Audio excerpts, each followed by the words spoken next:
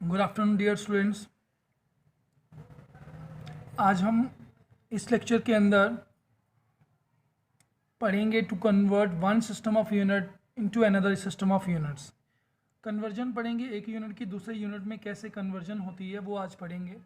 उसमें एक क्वेश्चन दिया हुआ है, the acceleration due to gravity in MK system is 9.8 metre per square second, calculate its value in a system based upon centimetre gram second. तो सबसे पहले questions में हमें क्या देखना पड़ता है, सबसे पहले देखना हमें फिजिकल क्वांटिटी कौन सी दी हुई है। तो हमें फिजिकल क्वांटिटी दी हुई है एक्सेलरेशन ड्यू टू ग्रेविटी।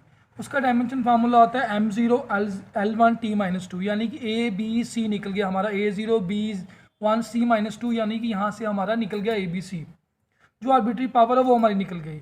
दूसरा हमें ध्यान देना है कि हमें किस यूनिट को किस में कन्वर्ट करना है। तो हमारे पास एम के सिस्टम दिया हुआ है, हमने उसे CGS सिस्टम में कन्वर्ट करना है। तो दूसरा भी हमारा सॉर्ट आउट हो गई प्रॉब्लम कि हमें किस यूनिट को किस में कन्वर्ट करना है। सबसे बड़ा क्वेश्चन यही होता है कि किस यूनिट को किस में कन्वर्ट करना है। तो हमें यहाँ पता लग गया MKS को किस में कन्वर्ट करना है, CGS यूनिट के अंदर कन्वर्ट करना है।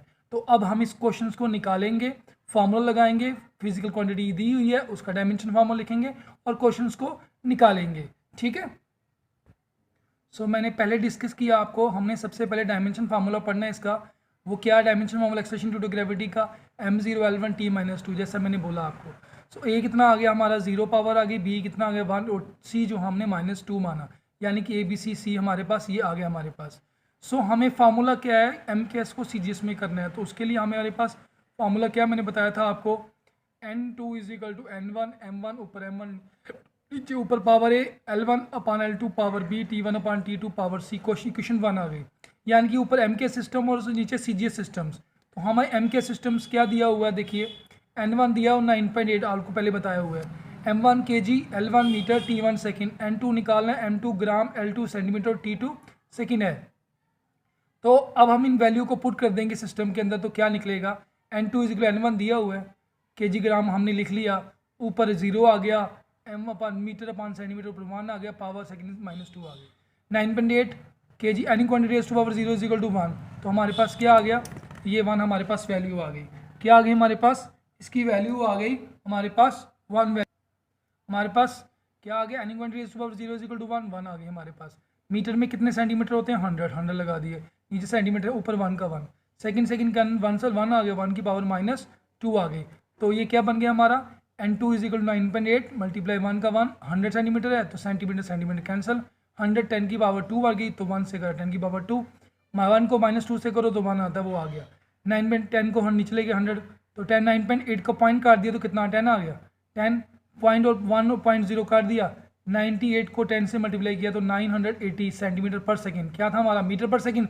तो हमने CGS में निकाला तो क्या बन गया, मीटर का सेंटीमीटर पर स्क्वायर सेकंड बन गया। ये हमारा निकल गया कौन सा, एक्सेलरेशन ड्यू टू ग्रेविटी वाला फार्मूला हमारा है। उससे हमने इसका यूनिट निकाल दिया कि MKS को कैसे CGS में कन्वर्ट करना है, वो हमने करके बता दिया आप लोगों को। इसके साथ ही नेक्स्ट क्वेश्चन भी है इसका, नेक्स्ट क्वेश्चन हमारे पास, कन्वर्ट द वैल्यू ऑफ जी होता है gravitation, Newton law of gravitation, gravitational constant, उसकी वैल्यू दी है 6.666 10 की पावर -11 न्यूटन मीटर स्क्वायर पर KG square into CGS system. तो ये सबसे पहले हमें बड़ा चल गया कि हमारे पास फिजिकल क्वांटिटी कौन सी आ गई, हमारे पास फिजिकल क्वांटिटी आ गई हमारे पास ग्रेविटेशनल कांस्टेंट। और इसको किस में कन्वर्ट करना है, ये आ गया न्यूटन मीटर स्क्वायर पर केजी स्क्वायर, यानी कि CGS में। MKS को CGS में कन्वर्ट करना है, दोनों हमें पता चल गए। तो हम जैसे कि हमने बताया हुआ क्या क्या देखना है आपको, तो सबसे पहले आपने ग्रेविटेशन कांस्टेंट की वैल्यू देखनी है। वो क्या है, m1 l3 t-2। तो इसका क्या बना, a की पावर -1, b = 3 और t-1 बना। तो ये हमारे पास आ गया।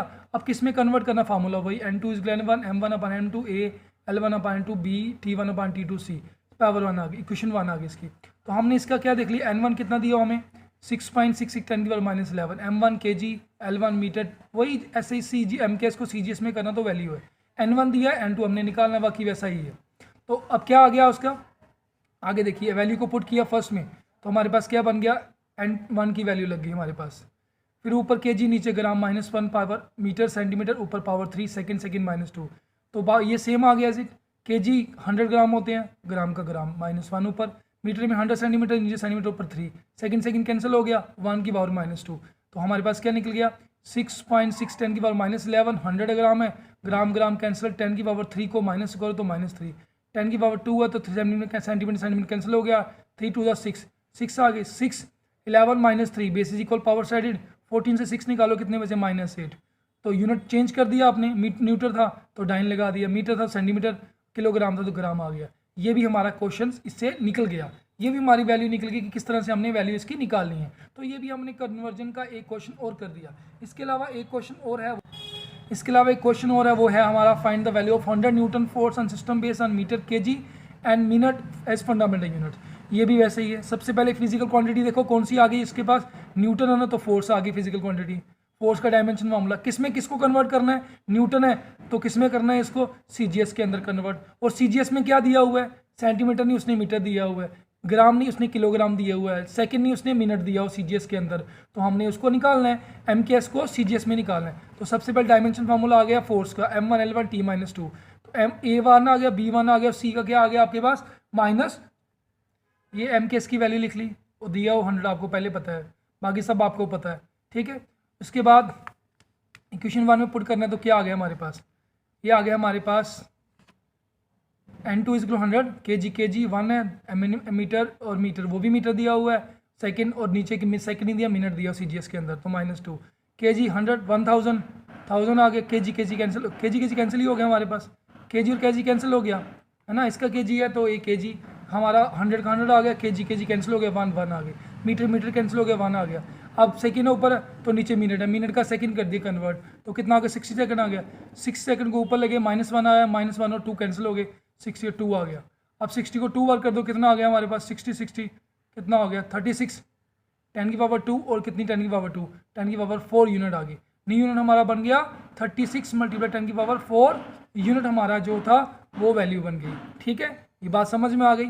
इसके बाद सेम क्वेश्चन यही है, convert 100 newton into 100 dyne into newton, इसको कन्वर्ट करना है। तो ये आप खुद करेंगे कि 100 डाइन को न्यूटन में कैसे कन्वर्ट किया जाता है। ये आपकी प्रॉब्लम पर प्रैक्टिस के लिए मैं आपको एक क्वेश्चन दे रहा हूँ, ये आप खुद करेंगे, करना इसी तरह, ये क्वेश्चन भी इसी तरह करना है। तो आज के लेक्चर में ये हमने 4-5 क्वेश्चन किए कन्वर्ट करने का सिस्टम, एक यूनिट को दूसरे यूनिट में कैसे कन्वर्ट किया जाता है। तो आज के लेक्चर में इतना ही, कल जो नया लेक्चर होगा उसके अंदर हम नया कुछ पढ़ेंगे। आज के लिए दिन यही, good day, thank you very much.